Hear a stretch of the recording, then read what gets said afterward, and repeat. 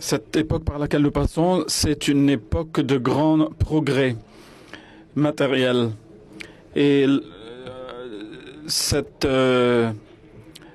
progrès font porter l'homme à des niveaux tout nouveaux de développement.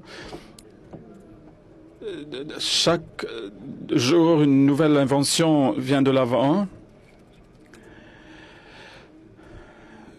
Les inventions que l'homme fait pour augmenter le niveau de confort dans sa vie.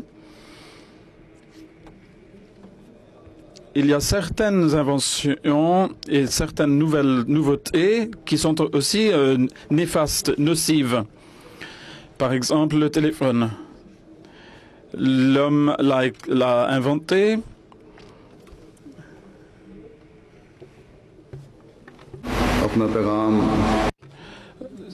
Au niveau de la télécommunication. Et évidemment, le monde est en train d'en profiter beaucoup. Mais maintenant, au sein de ce système téléphonique, il y a certaines choses additionnelles qui sont venues s'y ajouter, donc. Comme par exemple, on peut prendre des photos, et là je parle de téléphones portables, et même les gens parmi les plus pauvres dans les pays en voie de développement en ont. Il y a des gens qui ont fait de la recherche à ce sujet et disent que parfois les gens ils souffrent des affres de la faim, mais ils ont quand même un téléphone portable. En Inde, à peu près 87% des personnes ont un téléphone portable. Au Pakistan, environ 75% des habitants en ont un. Au Brésil, c'est un pays qui n'est pas riche. Et son économie est dans un très piteux état, mais là-bas aussi, presque chaque habitant du pays a un ou plus de téléphones portables. Donc, il y a environ 144 téléphones pour 100 habitants. Donc, les gens disent qu'ils sont pauvres, qu'ils n'ont pas assez d'argent pour manger, mais d'autre part, nous voyons qu'ils sont tout à fait prêts à faire tout le nécessaire pour se procurer un téléphone portable. Parce que on peut avoir Facebook, Twitter et d'autres choses qui font perdre le temps sur ces téléphones-là. Il y a des choses dans lesquelles ils sont intéressés sur ces téléphones portables-là.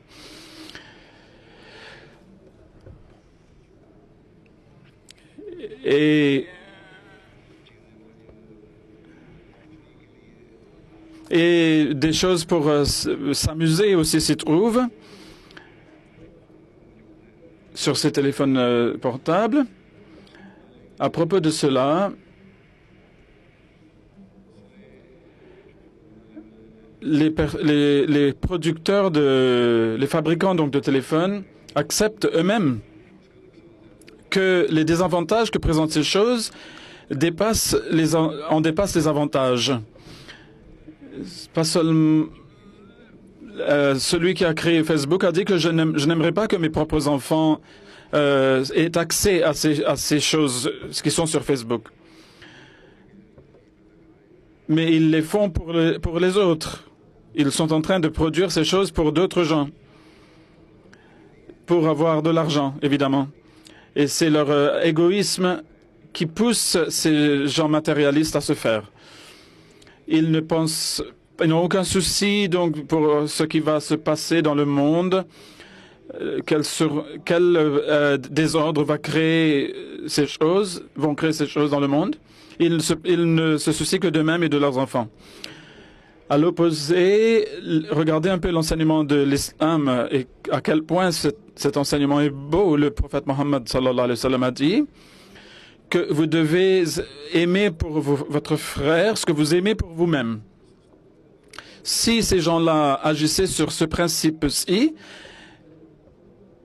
eh bien, ils pourraient tirer profit de ces inventions tout en restant éloignés des dangers qu'ils présentent, que ces choses présentent. Mais les gens sont en train de se laisser aller avec ces choses et sont en train de s'autodétruire avec. Il faut qu'ils comprennent que l'attrait matérialiste qui est en train de les attirer vers eux-mêmes, eux, ils sont en train de tomber dans ce piège, mais les Ahmadis, quant à eux, quant à nous avons des enseignements pour nous guider à chaque pas. Et cela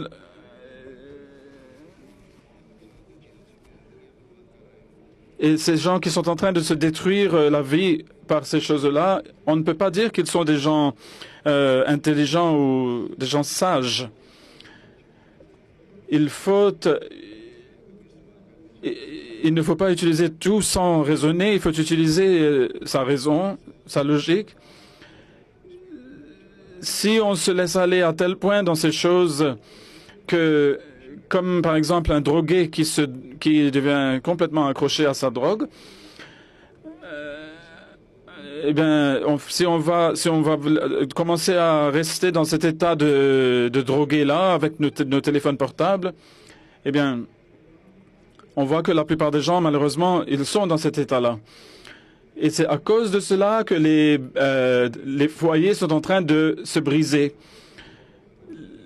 Les mères appellent les enfants à venir manger, par exemple, et ils ne viennent pas tout de suite, mais lorsqu'ils viennent, ils ont le téléphone à la main. Ils sont en train de jouer des jeux sur leur téléphone, ou ils sont en train de regarder des films, etc. Ils ont moins ou pas du tout d'attention par rapport à leur... ils ne portent pas d'attention à leurs études.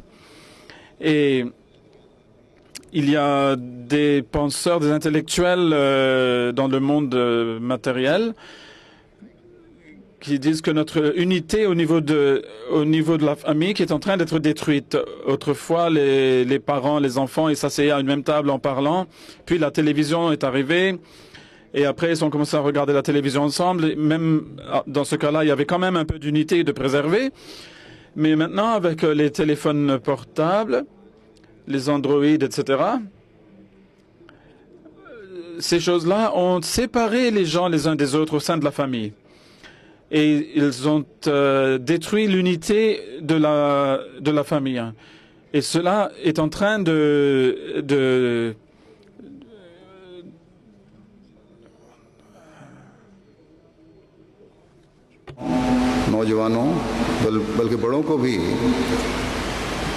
Cela rend inquiet donc les intellectuels et les gens qui utilisent leur raison. Il y a des gens qui ils passent la nuit, ils n'arrivent pas à se réveiller le matin après. Pour le Fajr, par exemple, ils ne peuvent pas faire le Zohar et le Asr parce qu'ils sont en train de travailler à ce moment-là. Et en fait, ils sont empêchés de faire ce qu'ils doivent faire à cause de leur téléphone. Et donc, si ces choses présentent des avantages, évidemment, il y en a, mais il y a aussi des dangers.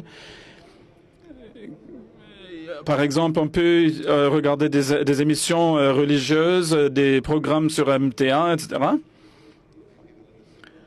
Mais si on va mal utiliser cette technologie, nous allons en souffrir. Donc, l'avantage que présentent les inventions nouvelles doivent rester à l'intérieur des limites du permis, du licite. Parfois, lorsqu'il y a... Durant le sermon, donc, on voit des jeunes qui sont en train de s'envoyer des messages ou qui sont en train de regarder du n'importe quoi. Donc, c'est un moment où il faut porter toute son attention sur les paroles sacrées d'Allah et de son messager. Donc, on a tant cette habitude de regarder les téléphones portables, les iPhones, etc. On voit que des tout petits enfants de 7 à 8 ans m'écrivent pour me dire que nous disons à nos parents de nous donner des téléphones et ils refusent et disent que nous sommes trop petits pour cela. Alors, s'il vous plaît, dites-nous, me disent-ils, à quel âge un enfant peut-il commencer à utiliser de tels téléphones? Donc, ils pensent que je vais être sympathique envers leurs désirs et que je vais dire aux parents de leur fournir ce qu'ils veulent. Enfin, quoi qu'il en soit,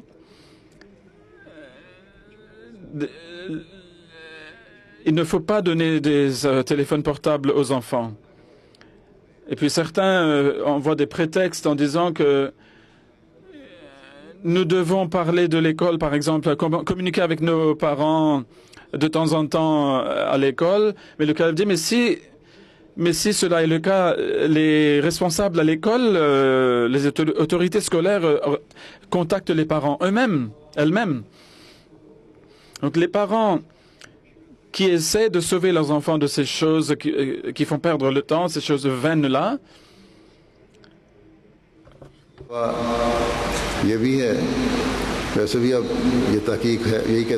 ils sont quand même en grand nombre. Il y a certains qui limitent l'utilisation aussi à 1 heure, par exemple, par jour, et ne laissent pas leurs enfants utiliser les téléphones davantage. On ne devrait... D'ailleurs, il ne faudrait pas leur laisser voir plus que cela, car leur vision, leur acuité visuelle donc, pourrait en souffrir. Il faut leur donner, quand ils sont petits, l'habitude de jouer à l'extérieur de la maison,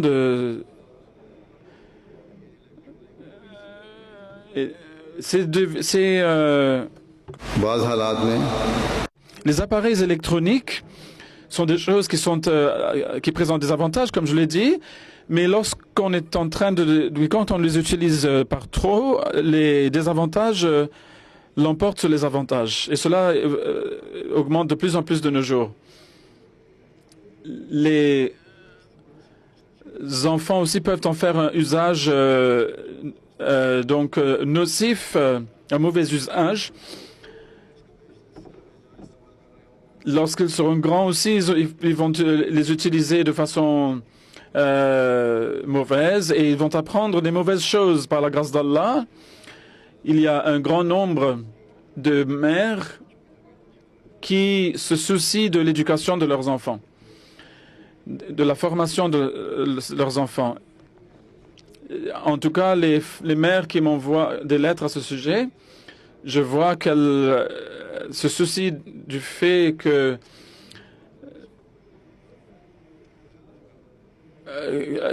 elles se soucient plus des choses qui ont trait à leurs enfants et à la formation et l'éducation de leurs enfants. Dans cette société d'aujourd'hui, cette ambiance et l'environnement d'aujourd'hui, lorsque les enfants sont en train d'apprendre toutes sortes de choses matérialistes de leurs copains, de leurs amis, au nom de la liberté individuelle, on est en train de leur enseigner des choses qui n'ont pas vraiment entré à l'âge de ces enfants-là. Et on dit qu'il faudrait que les enfants puissent étudier et vivre dans une ambiance totalement libre et la religion ne devrait pas s'immiscer dans leur vie. Et il faudrait que l'enfant puisse décider de lui-même lorsqu'il sera devenu adulte quelle religion il veut bien suivre. Donc lorsqu'on est en train de vivre partout lorsque l'environnement est ainsi, donc quand on vit dans un tel environnement qui nous assaille de toutes parts, il est très très important et très difficile d'assurer la formation et l'éducation correcte de nos enfants. Et les parents religieux doivent y faire face à tout moment. Cet environnement, donc dans un tel environnement, lorsque les parents, n'ont pas le droit d'enseigner la religion à leurs enfants, eh bien, peut-on imaginer une condition ou un état plus dangereux, plus affolant? comment est-ce que les enfants vont eux-mêmes décider de leur enseignement moral, etc., qui vont suivre par la suite. Cela est en train d'affoler le monde entier. Les matérialistes eux-mêmes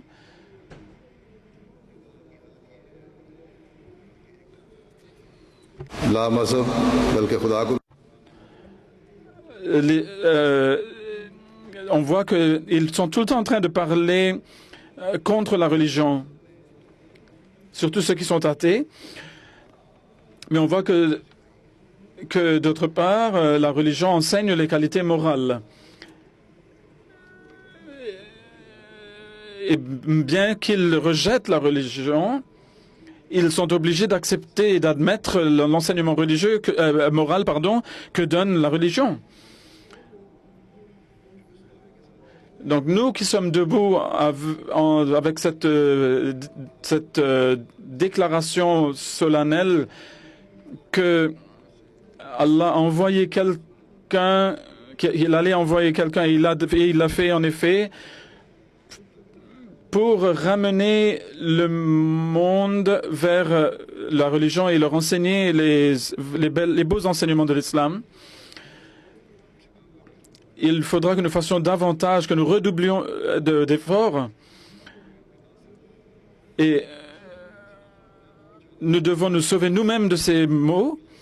Mais comme je l'ai dit, nous devons aussi en sauver notre génération nouvelle.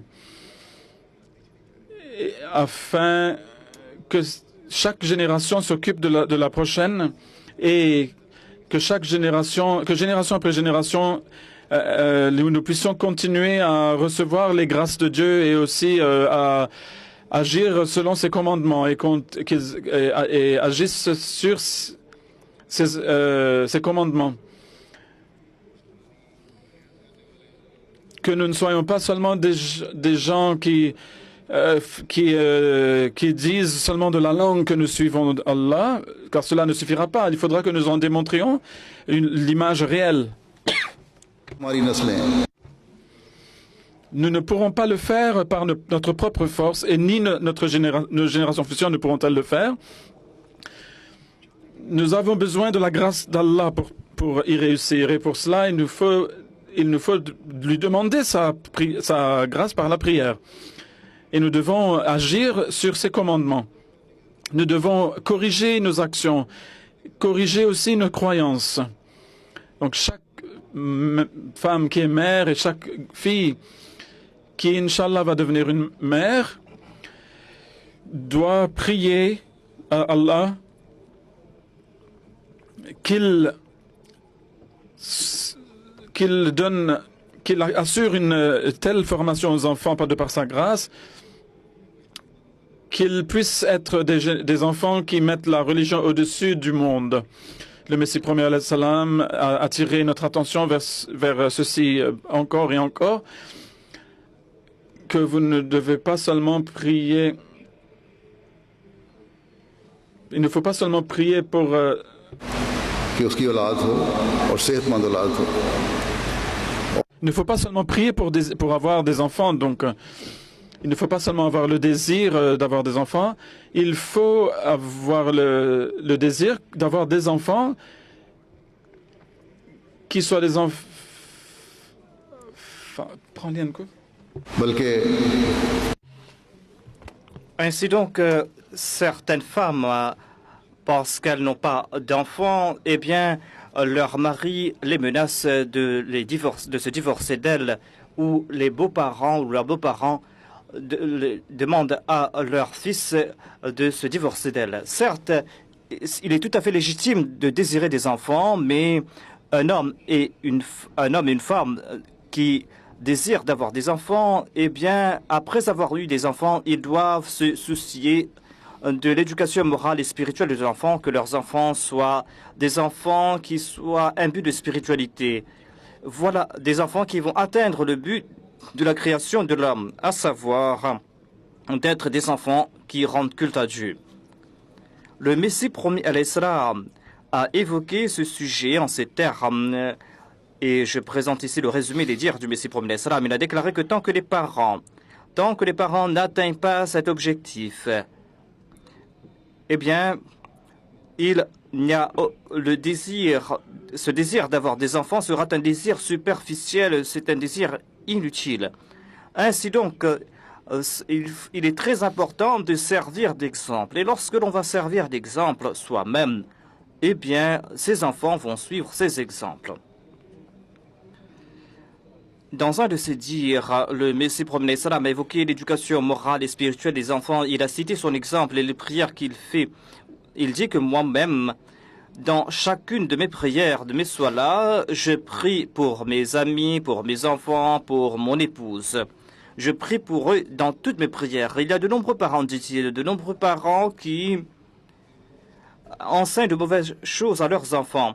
Lorsque ces enfants commencent à commettre de mal, eh bien, les parents ne les interdisent pas. Ne interdisent pas ces enfants et petit à petit, ces enfants deviennent éhontés par la suite. Et ces enfants s'enlardissent.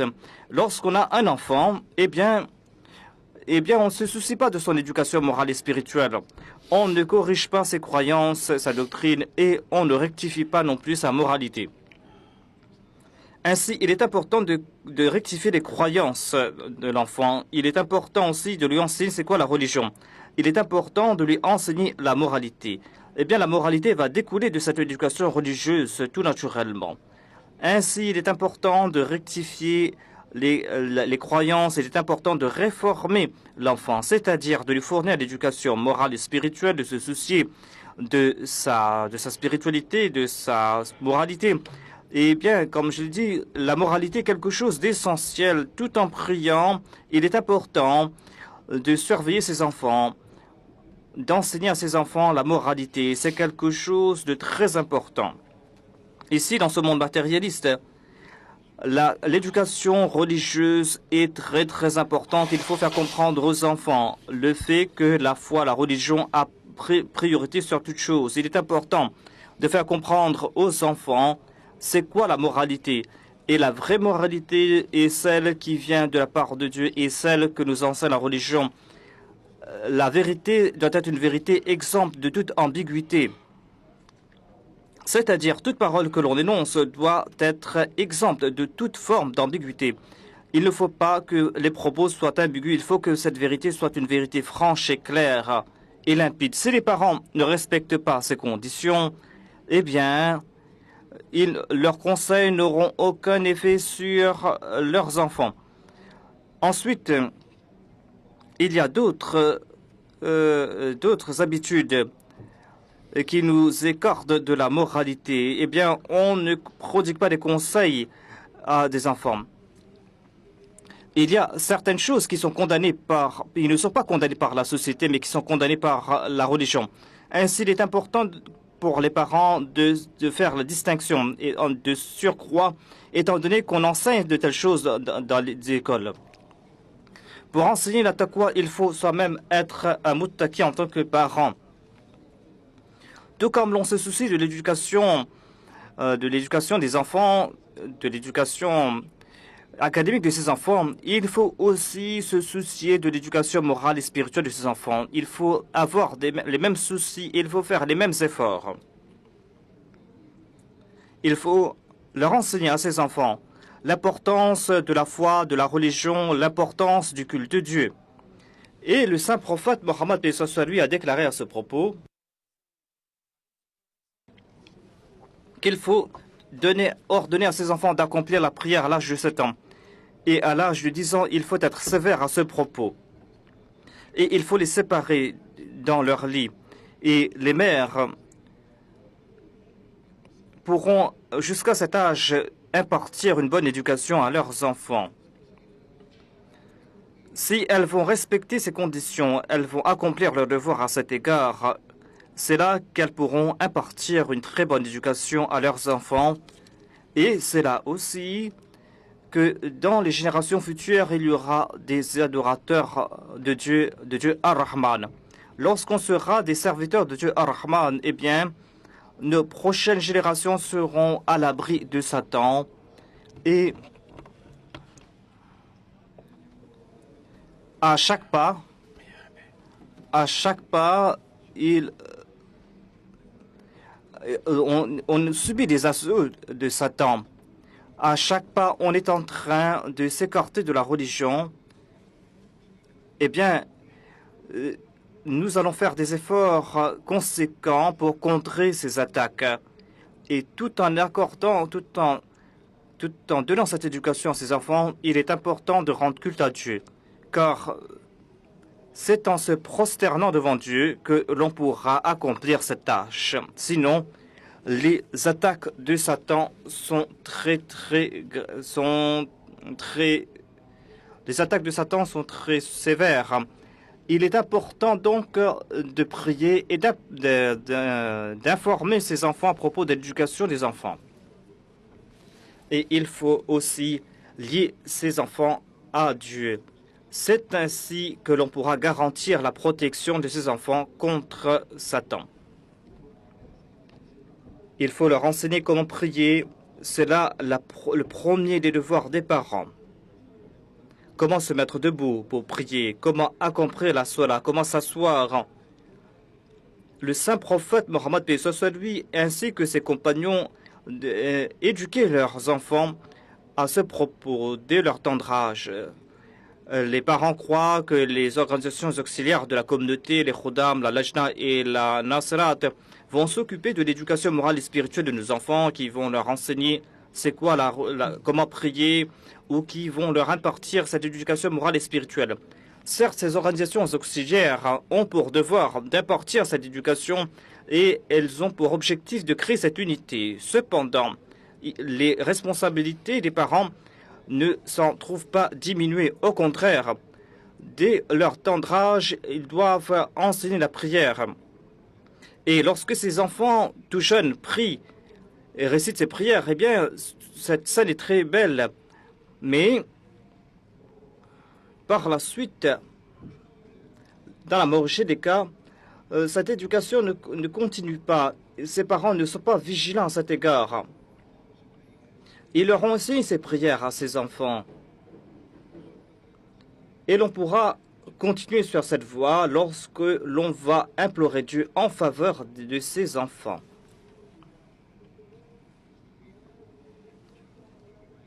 Ainsi, lorsqu'on accorde cette éducation à ses enfants, lorsqu'on va enseigner à ses enfants l'importance de la prière, de la sola et des supplications, eh bien, il faut faire cela jusqu'à ce que l'enfant atteigne l'âge de l'adolescence, afin que, une fois adulte, l'enfant puisse comprendre l'importance de ces pratiques. Et les parents qui agissent ainsi, eh bien, par la grâce de Dieu, ces enfants sont toujours attachés à la religion. Les choses de ce bas monde, les désirs matériels, ont une importance secondaire pour de tels enfants.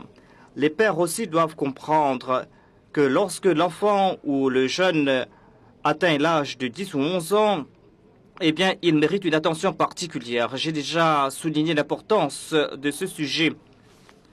Si le père va faire en sorte que va conformer son état intérieur à son état extérieur, eh bien, l'enfant aura une très bonne éducation. Dans nombre de cas, les pères ne se soucient pas de l'éducation morale de leurs enfants, de l'éducation religieuse de leurs enfants. Ils pensent que ils ne comprennent pas que c'est là une grande responsabilité qui leur incombe. S'ils n'assument pas cette responsabilité, eh bien, l'enfant sera porté par le matérialisme, sera charrié par le matérialisme et va s'éloigner de la foi, de la religion, et va s'éloigner même de Dieu, en fin de compte. Ainsi donc, les parents ne doivent pas prendre cela à la légère. Ils doivent faire un effort conséquent. Ils doivent accomplir un combat à cet égard. Sans aucun doute, les enfants doivent aussi s'éduquer académiquement et on doit aussi accorder de l'importance à cette éducation. Et le deuxième calife, à cet égard, avait donné des prix à des enfants qui avaient réussi dans leurs études. Et on donne des médailles d'or. Il a lancé ce prix et au Pakistan et en Inde, on offre des médailles d'or. Aujourd'hui aussi, j'ai fait une distribution de prix et on donne ces prix pour ces raisons, afin que les jeunes filles aussi comprennent l'importance de l'éducation académique, afin qu'elles progressent matériellement, afin qu'elles atteignent de hauts niveaux dans leur éducation académique. Mais tel n'est pas notre but ultime. Tel n'est pas le but ultime de notre vie. Lorsque le Messie prophète l'Islam a déclaré qu'Allah m'a informé que tes suivants vont dépasser les autres dans leur connaissance, eh bien, cela concernait à la fois l'éducation morale, spirituelle, religieuse et l'éducation matérielle. Si nous allons abandonner la religion pour courir derrière le monde, eh bien, nous allons perdre et la foi, la religion et le monde. Et de telles mères, de tels pères vont eux-mêmes s'empêtrer en ce bas monde, vont perdre la foi, vont perdre la spiritualité et ils vont s'inquiéter à propos de l'état de leurs enfants. Ensuite, lorsqu'ils vont devenir vieux, ils vont comprendre que voilà, nous avons commis une erreur. Nous aurions dû impartir cette éducation et nous n'avons pas lié nos enfants à Dieu. Et les parents doivent aussi comprendre que l'atmosphère au sein du foyer doit être pure, tout comme je viens de le dire, c'est-à-dire que l'état interne doit se conformer à l'état externe. Il ne faut pas qu'il y ait une certaine dualité dans son comportement. C'est là qu'on pourra impartir une bonne éducation à ses enfants. Il faudra dire la vérité et une vérité franche, une vérité sans aucune ambiguïté. Il faudra être un exemple en ce qui concerne la priorité qu'on accorde à la religion. On dit à ses enfants qu'il ne faut pas se disputer entre eux et que cela déplaît à Dieu, le fait de se chamailler, alors que soi-même, en tant que parent, l'on énonce des paroles inutiles, alors que les enfants, le mari et la femme sont en train de s'insulter entre eux. Et lorsque les parents sont dans une colère noire, lorsqu'ils sont en train de se disputer entre eux, eh bien, ils ignorent ces parents. Ces phrases, ces termes qu'ils utilisent les uns contre les autres. Nombre d'enfants viennent me voir et se plaignent de leurs parents, se plaignent à propos de leur père en particulier. À savoir que notre père est en train d'utiliser des insultes contre notre mère et cela nous affecte. Notre père maltraite notre mère. Ainsi, les hommes sont dans leur folie. Ces pères, si les mères sont silencieuses et si les mères se détournent de telles choses, si les mères ne répliquent pas, eh bien,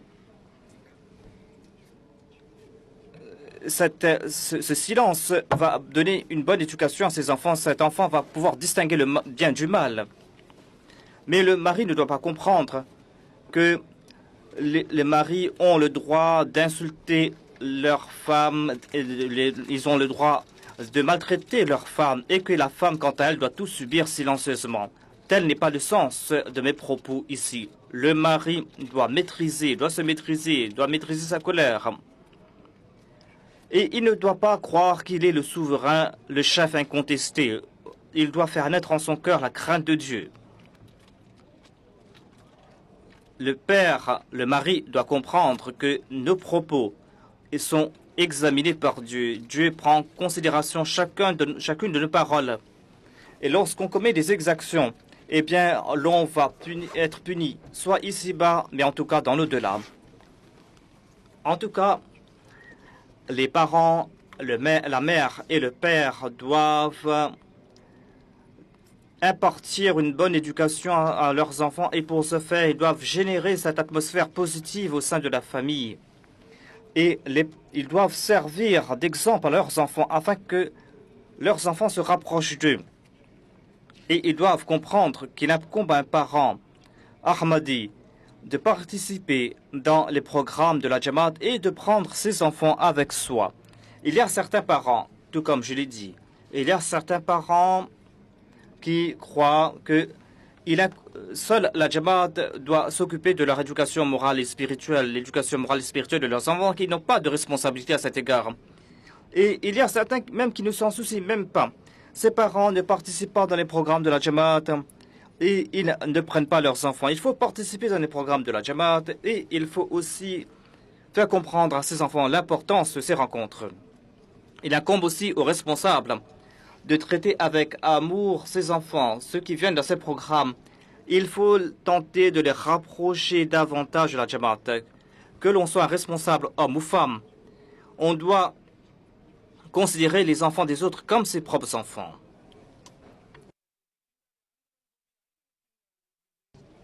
Les parents ont placé leur confiance en vous et ces parents vous ont envoyé leurs enfants. Vous devez être à la hauteur de leurs attentes, les attentes de ces parents. En tant que Jamaat, nous allons devoir faire un effort collectif afin que nous puissions nous occuper de la prochaine génération et afin que ces enfants puissent préférer la foi à ce monde. Ici, je voudrais aussi mentionner un autre point, à savoir que si les organisations auxiliaires sont en train de faire des efforts pour s'occuper des enfants, eh bien, les responsables, en particulier le président de la Jamaat, eh bien, des fois, le président ou un autre responsable a un tel comportement que les enfants s'éloignent de la mosquée. Les parents peuvent faire tous les efforts qu'il faut. Eh bien,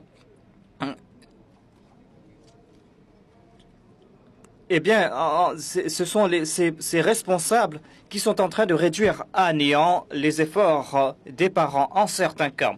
Ainsi, il est important que toute l'atmosphère, tout le climat soit favorable à l'éducation morale et spirituelle. Mais si, en raison du comportement d'un aîné, d'un responsable, d'un enfant, ne participe pas dans les programmes de la Jamaat, s'éloigne de la Jamaat, eh bien, il incombe aux parents de faire comprendre à cet enfant que cela est en raison de la faiblesse de ce responsable et qu'il ne doit pas s'éloigner de la Jamaat en raison de ce responsable.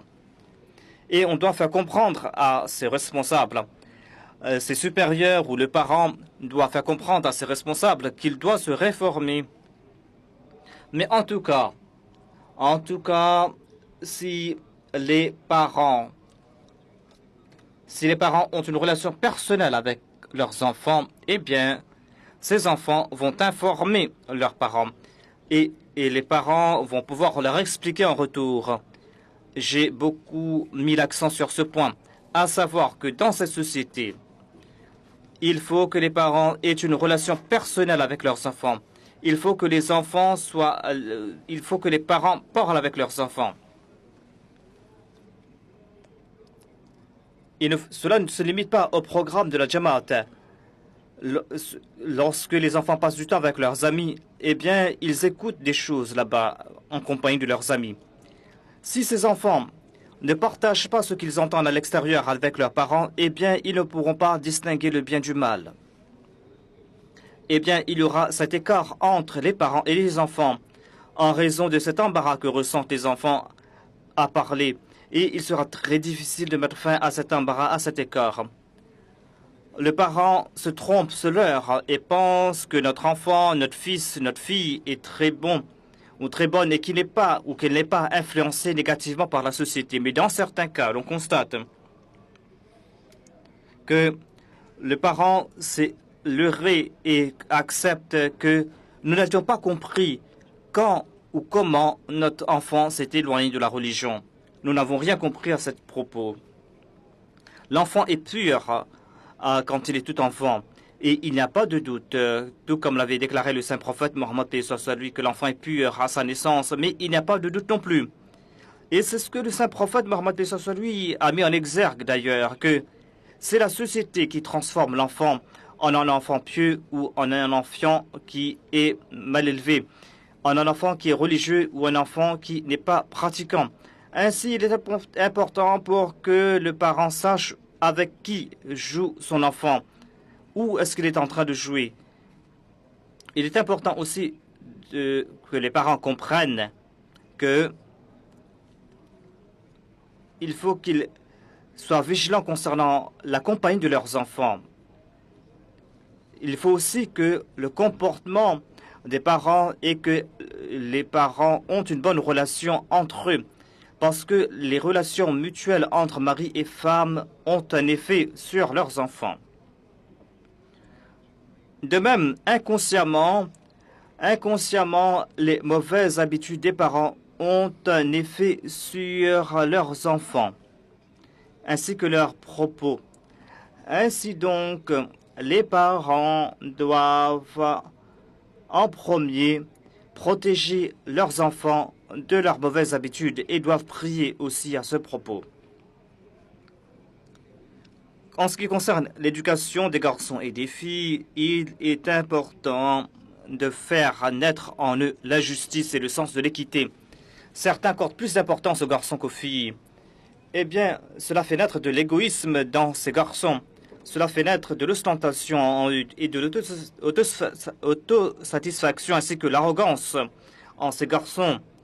Et c'est là un très grand mal. Eh bien, d'autre part, cela crée un sens de privation dans les cœurs de ces filles. Et des fois, pour s'en sortir, eh bien, ces jeunes filles passent leur temps à leurs amis, avec leurs amis qui leur parlent de liberté, leurs amis qui, au nom de leurs droits, sont en train de s'éloigner de la religion. Ainsi donc, il ne faut pas faire cette distinction entre garçons et filles. Parce que si l'on fait cette distinction, l'on ne va pas nuire à un seul enfant.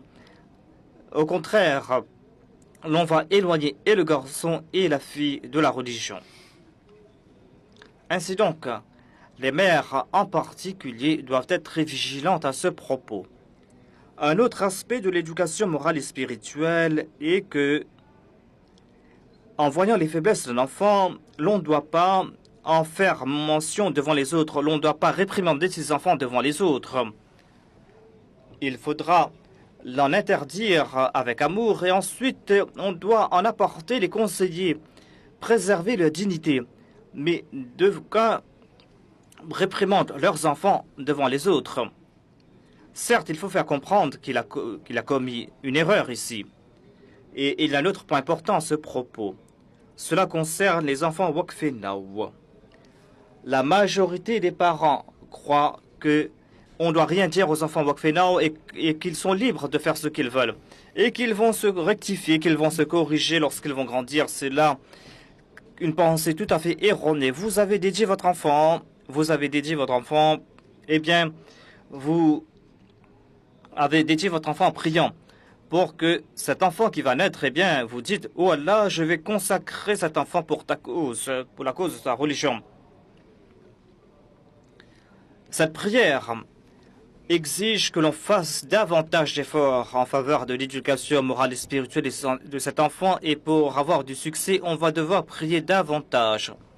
Ainsi donc, les enfants Wakfenaw doivent impartir cette éducation morale et spirituelle,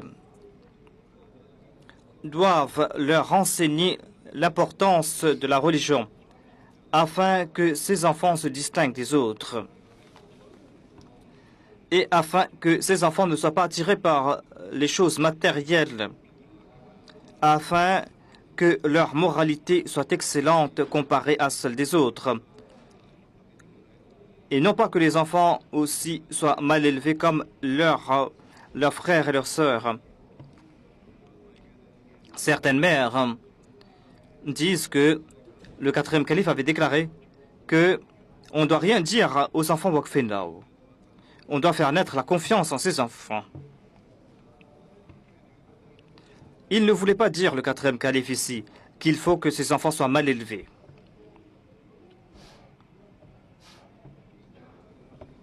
Dès l'âge de 3 ou 4 ans, on doit impartir cette bonne éducation à ses enfants. Certes, il ne faut pas réprimander à tort et à travers ses enfants, tout comme le font certains parents. Le 4e calife avait interdit cette pratique à ses enfants, c'est-à-dire de ne pas réprimander à tort et à travers ses enfants, et cela concerne tous les enfants, que cet enfant soit Wakfenaw ou pas.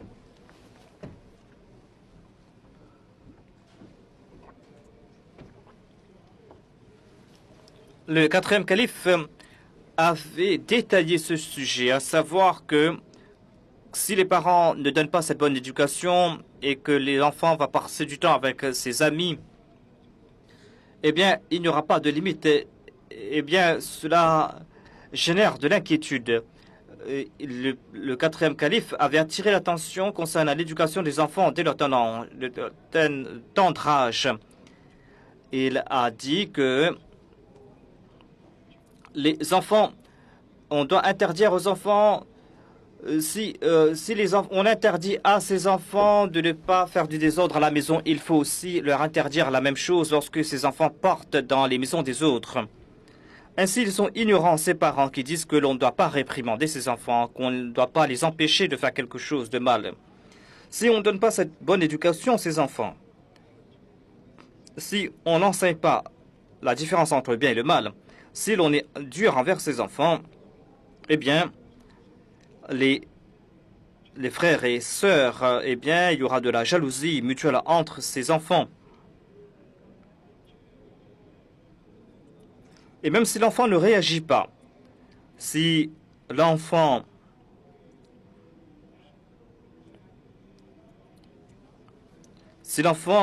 se corrige suite aux réprimandes de ses parents, eh bien, l'enfant qui est réprimandé et qui n'est pas Wokfenau sera meilleur que l'enfant Wokfenau qui n'a pas été réprimandé. Et la Jamaat a besoin de tels enfants, de tels bons enfants, au lieu de ces enfants qui se contentent de porter le titre de Wokfenau et qui sont mal élevés.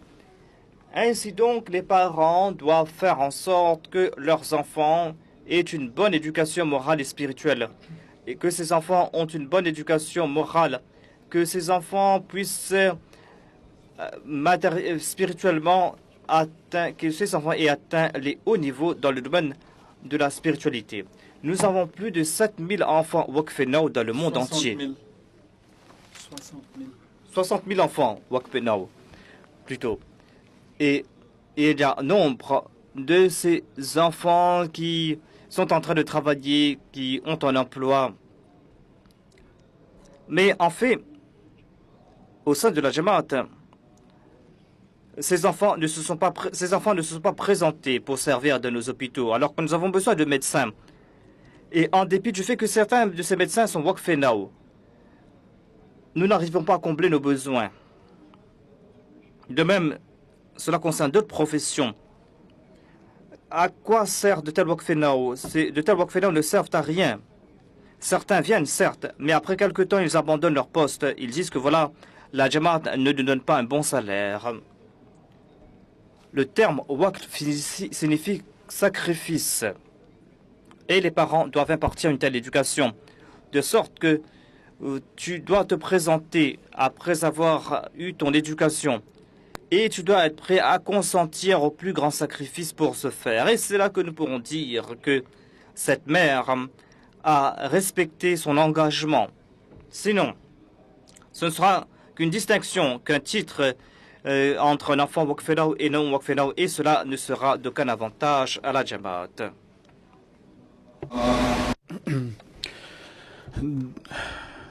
Donc il faut que les parents fassent un effort vraiment soutenu dans ce domaine. Et il faut qu'ils fassent naître cet esprit de sacrifice dans leurs enfants. Il faut qu'ils comprennent l'importance de ce sacrifice. Sinon, les enfants Wokfenau ne sont pas spéciaux. Sinon,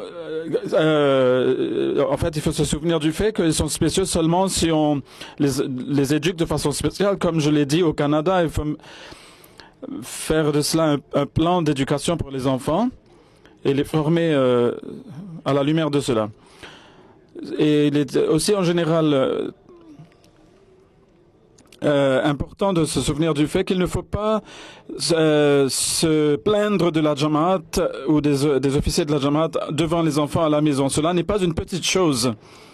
Ces idées-là s'enfoncent dans l'esprit des enfants et alors eux, ils vont dépasser les parents et ils vont commencer à se plaindre du calife de l'heure.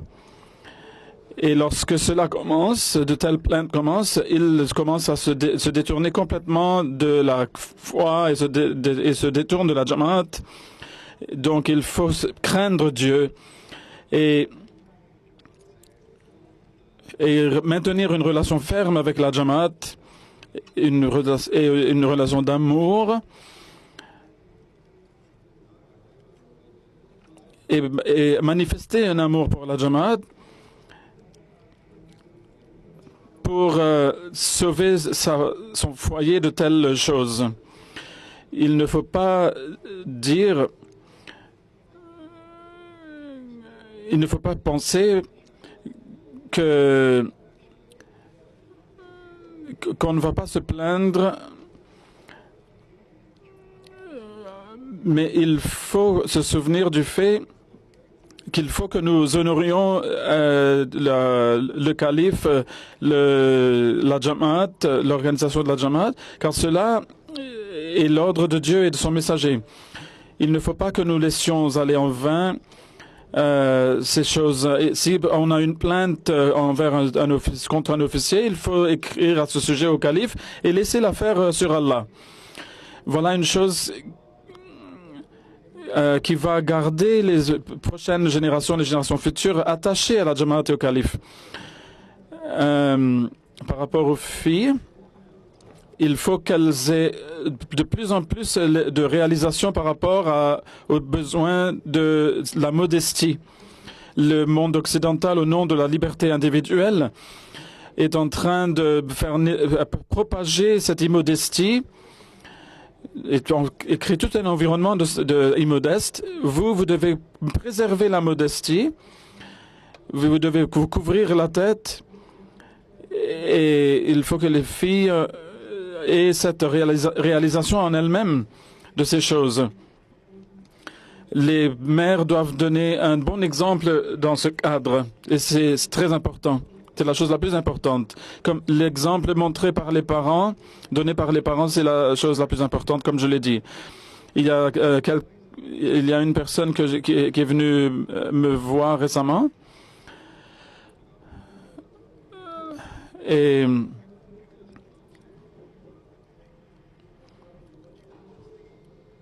donc la fille essayait de couvrir le visage de sa mère, et elle disait, et la petite fille disait, il faut que tu te couvres comme ceci. Et elle voulait dire que c'est la...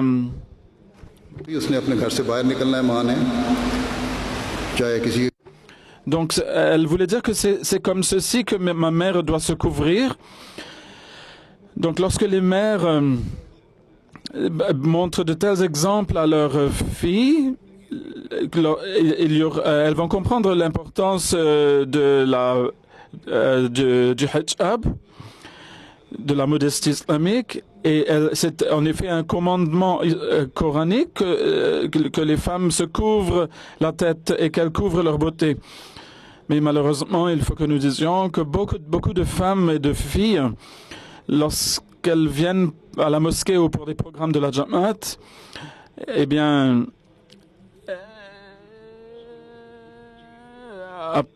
comme une petite fille l'a dit, elles se couvrent de telle façon, mais lorsqu'elles vont dans les marchés ouverts, elles utilisent un hijab autre. Cela est quelque chose d'apeurant et de dangereux. Et cette modestie et cette sainteté, la pureté que l'islam veut établir chez les femmes, à cause de l'effet de l'environnement, tout cela est détruit. Parce que les gens ont honte lorsqu'elles se présentent dans la société. Et